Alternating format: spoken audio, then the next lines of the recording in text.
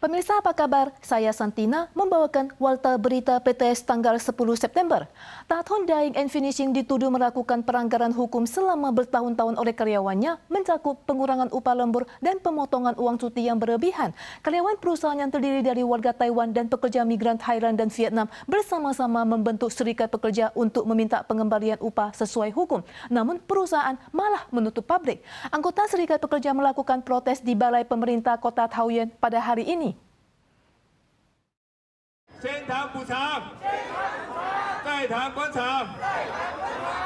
Sekelompok pekerja Taiwan, Vietnam, dan Thailand berkumpul di depan Pemkot Taoyuan tanggal 10 pagi untuk memprotes bahwa perusahaan telah melanggar UU Standar Ketenagakerjaan dalam jangka panjang dan menuntut kompensasi.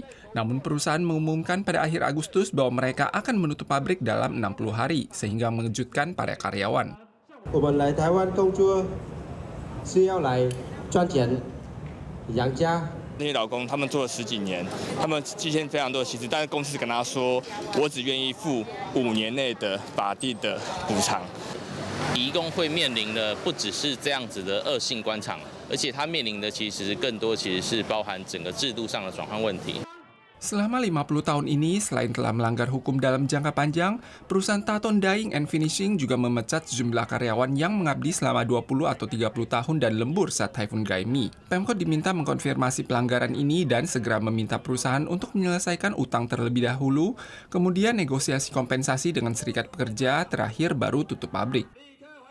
Departemen Tenaga Kerja menyatakan bahwa perusahaan melaporkan alasan penutupan pabrik yang berdampak pada 81 pekerja.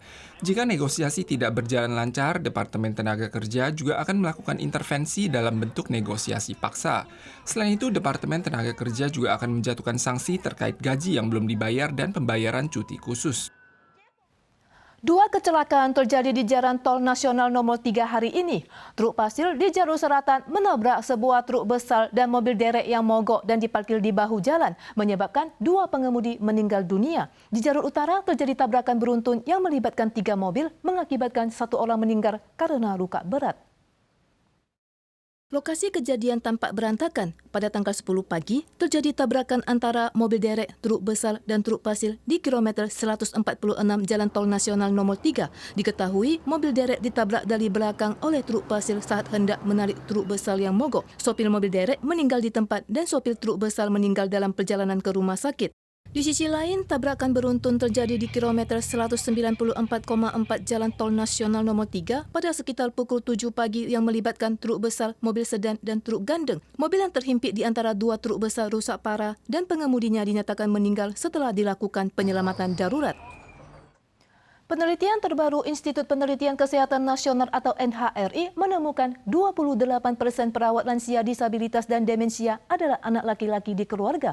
Namun berbeda dengan perawat wanita, perawat pria lebih jarang mencari bantuan dari luar dan lebih membutuhkan waktu istirahat untuk mengurangi stres. Institut Penelitian Kesehatan Nasional melakukan penelitian terhadap pengguna layanan perawatan jangka panjang 2.0 dan menemukan bahwa sekitar 28 pengasuh utama lansia penyandang disabilitas dan demensia adalah anak laki-laki di keluarga. Pasangan dan anak perempuan masing-masing 25% dan menantu perempuan 9%. Tekanan akan lebih besar lagi jika memiliki anak-anak di bawah usia 3 tahun dan mempunyai pekerjaan. 还要照顾其他的家人像是3岁以下的小孩，还有呢，他如果需要这个工作的话呢，这个其实呢都是非常容易造成负荷的增加。 Seiring meningkatnya kesadaran akan kesetaraan gender, konsep lama mengenai menantu perempuan yang merawat mertuanya di rumah sudah tidak berlaku lagi. Namun Asosiasi Pengasuh Keluarga Taiwan mengamati bahwa pengasuh laki-laki cenderung tidak mencari bantuan dari pihak luar dibandingkan perempuan. 男性照顾者他比较不容易去对外求助，或者是说把他的情绪去做一些宣泄。 Ada sekitar 1,3 juta pengasuh keluarga di Taiwan. Jika tidak berani mencari bantuan, mereka akan kelelahan secara fisik dan mental dan mungkin akan menjadi pasien kedua dalam keluarga. Manfaatkan sistem pendukung dengan baik, bergabunglah dengan kelompok gotong royong keluarga, belajarlah pengalaman mengasuh satu sama lain, semuanya ini bermanfaat untuk menghilangkan stres. Jelang Festival Pertengahan Musim Gugur atau Festival Bulan, harga tiram, kerang, dan makanan laut yang selalu menjadi pilihan utama dalam acara barbeque juga melambung.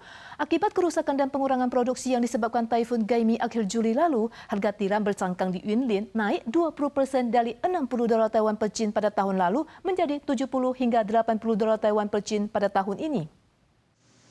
Para petani sibuk mengolah dan membersihkan tiram cangkang yang baru dipanen dari laut. Namun, akibat dampak Taifun Gaimi pada akhir Juli lalu, pasokan tiram bercangkang berkurang dan harganya meningkat 20% dibandingkan tahun lalu.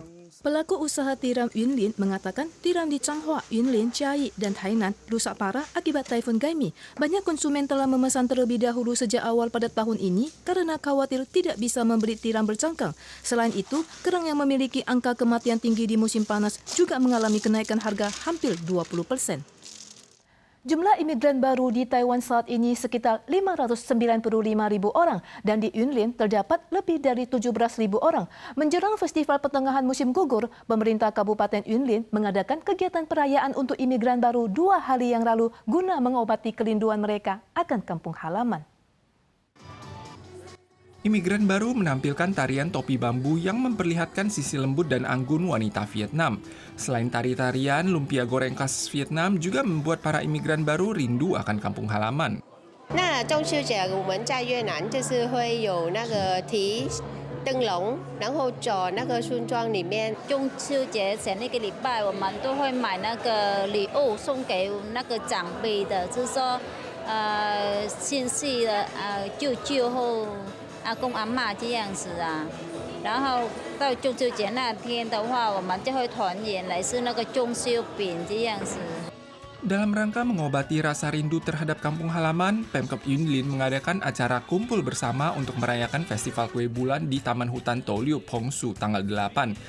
Para imigran baru diundang untuk merayakan bersama. 无论你是来自越南，或是印尼，或是菲律宾，或是各个国家只要来到云林县，不只是可以大家互动，那增进彼此的感情，那也互相的关怀。 Perayaan Festival Kue Bulan ini tidak hanya menampilkan pertunjukan dan hidangan eksotis, namun juga acara lomba dari negara imigran baru yang menarik sejumlah imigran baru untuk berpartisipasi bersama keluarga mereka. Para pemirsa sekalian, sekian warta berita dari PTS. Kita soal lagi di lain kesempatan. Sampai jumpa.